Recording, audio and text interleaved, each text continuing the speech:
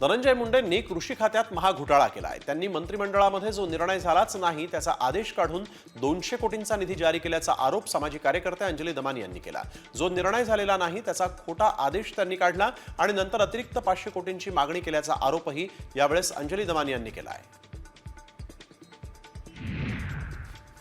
सरपंच देशमुख हत्येप्रकरणी चार्जशीटमध्ये छेडछाड होण्याची शक्यता आहे आणि अशी भीती मनोज जरांगेंनीही आता व्यक्त केली आहे। मुंडेंना भेटण्यासाठी धसांवर भाजपचा दबाव होता, आता धसांवरील विश्वास उडाल्याची टीका मनोज जरांगेंनी केली। भाजप प्रदेशाध्यक्ष चंद्रशेखर बावनकुळेंनीच सुरेश धस यांना ट्रॅपमध्ये पकडलं का असा सवाल संजय राऊत यांनी विचारलेला आहे। मुंडेंना केवळ 20 ते 25 मिनिटच भेटलो असा दावा सुरेश धस यांनी केला होता, तर बावनकुळेंनी 4.5 तास बैठक झाल्याचं म्हटलं होतं। त्यावरून राऊत यांनी निशाणा साधला आहे।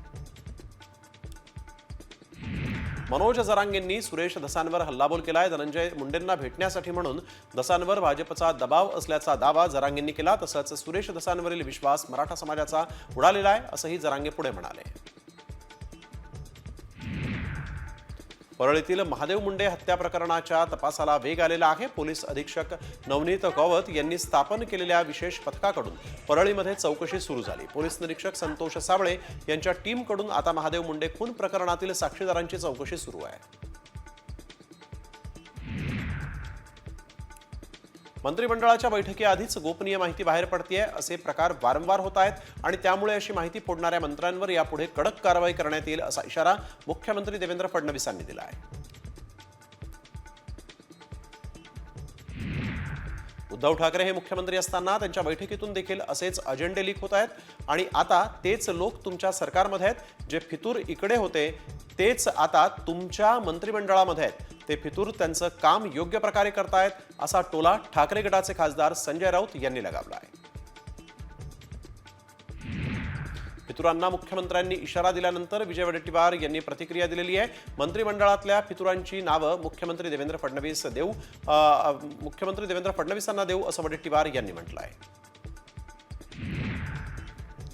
बाळासाहेबांचे विचार सोडणारे खरे फितूर असल्याची टीका राधाकृष्ण विखे पाटील यांनी उद्धव ठाकरेंवर केली।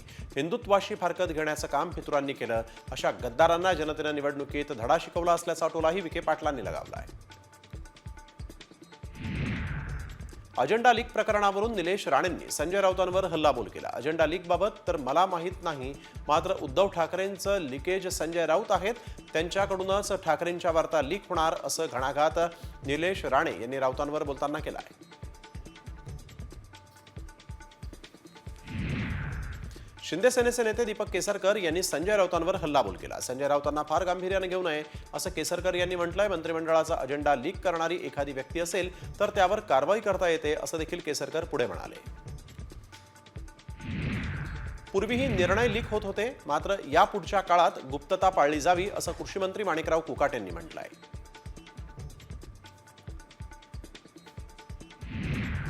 कॅबिनेटचा अजेंडा लीक झाल्याप्रकरणी राज्याचे गृहराज्यमंत्री आणि वर्ध्याचे पालकमंत्री पंकज भोयर यांनी प्रतिक्रिया दिलेली आहे। असे कुठलेही मुद्दे लीक झालेले नाहीत, कुठल्याही व्यक्तीने अशा प्रकारे काही केलेलं नाही अशी प्रतिक्रिया भोयर यांनी दिली आहे।